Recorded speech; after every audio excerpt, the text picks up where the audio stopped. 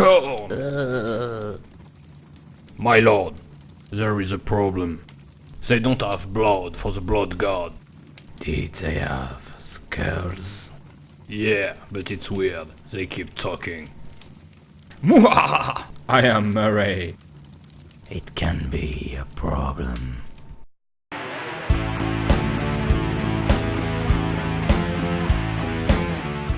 There is a story of Cassus. It begins in the ruin of Shadespire. He was a part of a gravedigger band, desecrating an old lizardman graveyard. In the midnight hour, the mist has risen, and earth began to shake. He didn't know it yet, but he had attracted the attention of the Warden.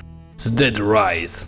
Judging by their appearance, a former prince and a warrior, still heavily equipped, were the first to come forward. Seeking to understand what happened, I saw Syke quickly recover from the surprise and charge the prince. His attack was fast, and he sent a bunch of bones into his hole.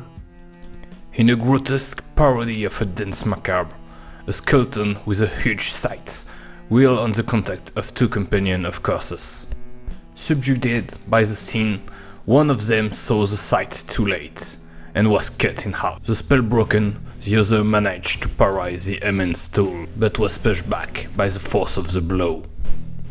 While the enemy was still turning on himself, the blood of Targor called me to fight, but my axe was stuck in the ribs of the skeleton. Away from the battle, other skeletons started to move. One of those approached the invaders, while the other advanced to a strange red artifact, probably attracted by the magic he released. Arnulf, this brave apprentice warrior, joined me to deliver a violent blow to the Reaper, but not enough to send him back into the world of dead. Ignoring the fight, the skeletons continued their way forward. One of them dragged it to an old jail loaded with magic. On the other side of the room, the leader of the gravedigger prepared to enter in the fight, cutting his flesh as a thing of blood offering to his god. Garrick joined us last, his face full of rage. He dropped a rain of blows on the hooded, but animated with supernatural agility, he avoided all attack, like nothing had happened.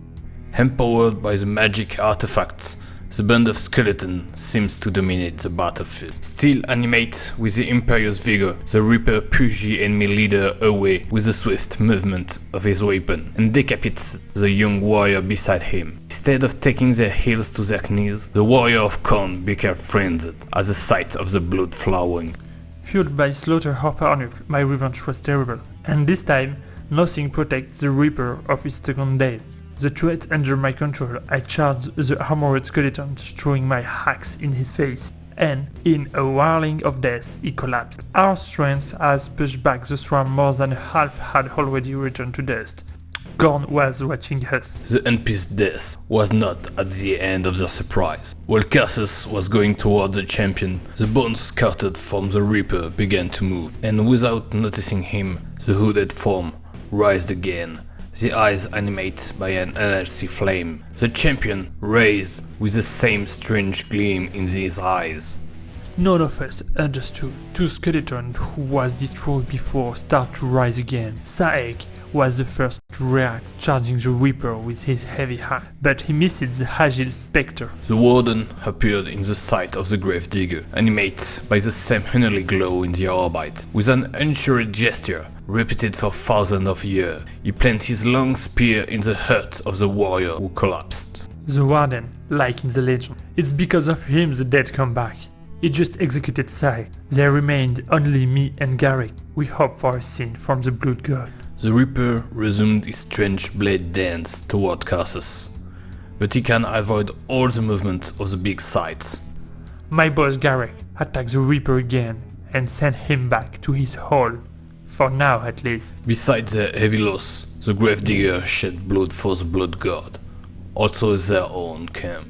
Khorne does not care, their conviction went unshakable. Meanwhile, the Horde seemed to have exhausted the magic of their artifacts. Inspired by the fall of his opponent, Garrick charged another skeleton and turned him in a bunch of bones. In a metallic sound, the bones covered with jowl of the prince start moving, giving back his form to the fallen noble. Seeing this, I didn't think and rushed to him.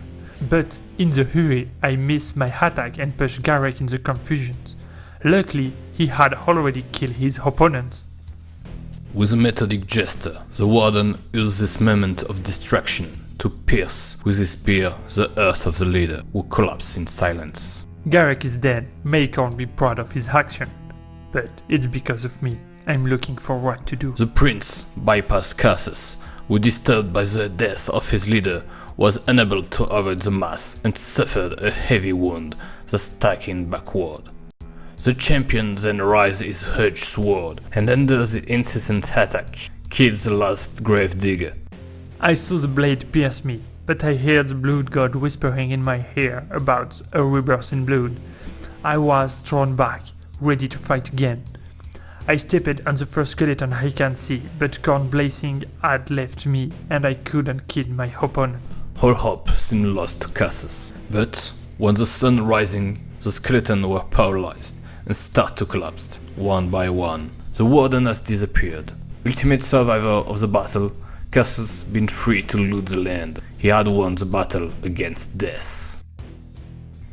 Thanks everyone for watching us. Special thanks to Denis Peliazo for his miniature and Kilax from the Grand Alliance community. See you in 2 weeks, and meanwhile, may Zench roll the dice for you.